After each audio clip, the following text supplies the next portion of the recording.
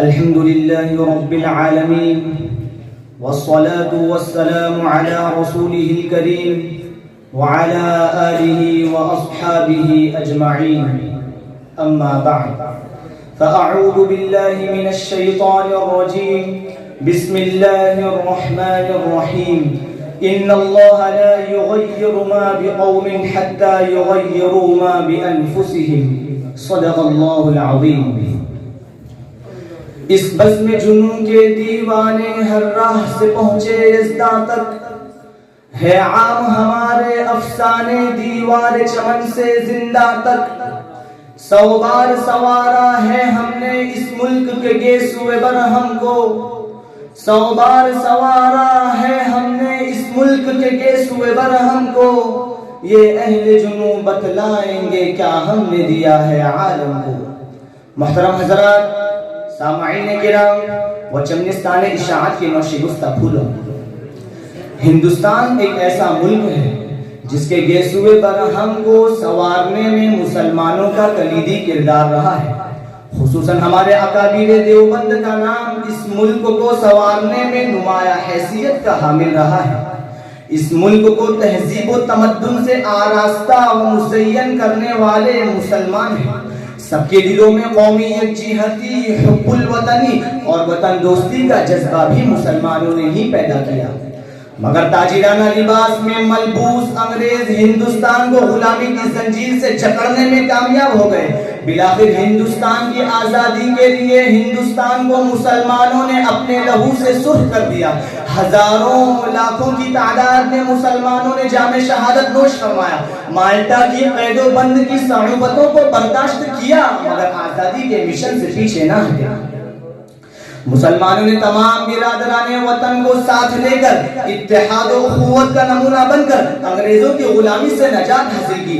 مگر یہ انگریز جو کہ اپنی شاطرانہ چال سے فرقہ پرستوں کو اسی وقت سے مسلم تنظیموں میں خلفشار پیدا کرنے کے لیے اپنے حق میں استعمال کرتے رہے ہیں, اس فرقہ بندی کا شیرازہ اور اس ظلم کی ٹہنی انہیں انگریزوں سے جا ملتی ہے جنہوں نے مسلم عورتوں کو جلانے, ان کی عزت و عصمت کو تار تار کرنے, مساجد کو مسمار کرنے اور مدارس کو بدنام کرنے کا مشغلہ روزمرہ کا مشغلہ بنا لیا تھا. ارے اس زمانے میں تو کچھ کم, اس زمانے میں تو اس کے اثرات اور بھی بری طریقے سے نظر آ رہے ہیں. کہیں ظلم کا نشانہ مساجد و مدارس ہے تو کہیں حملے کا نشانہ دلی یونیورسٹی اور کشمیر کے محلات ہیں. بلکہ نوبت بہیجہ رسید کے بابری مسجد کا انہدام اور گجرات فساد کے صالح ارتحال انگشت بدندہ و سر بگیرے ہے. مگر افسوس صد افسوس کہ مسلمان خواب غفلت کی چادر تانے سویا ہوا ہے.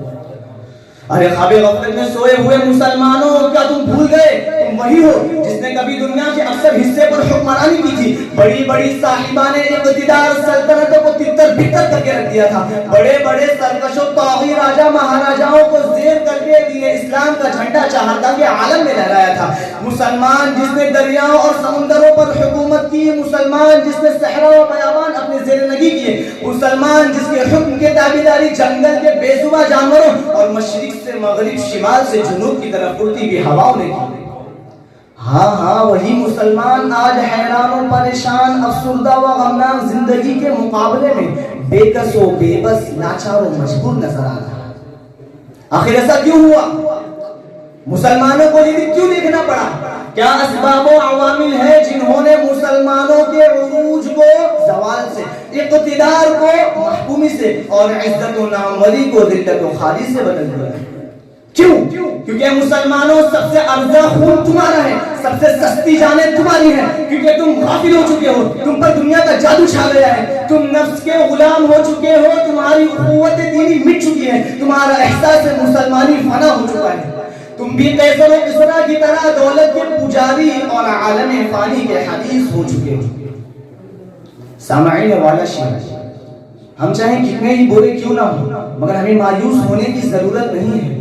ہمیں بس ضرورت اس بات کی ہے کہ ہمیں اپنے آپ کو بدلنا ہوگا. ہمیں اپنے آپ کو اتنا بدلنا ہوگا کہ ہمارے ساتھ ہمارا ماحول بدل جائے, ہمارے حالات بدل جائے, ایک نئی فضا قائم ہو, نیا ماحول قائم ہو. اگر ہم نے اپنے آپ کو نہیں بدلا تو تاریخ کا مؤرخ تاریخ کے اوراق میں شہ سرخی کے ساتھ ہمیں حق ناشناس اور مجرم لکھے گا.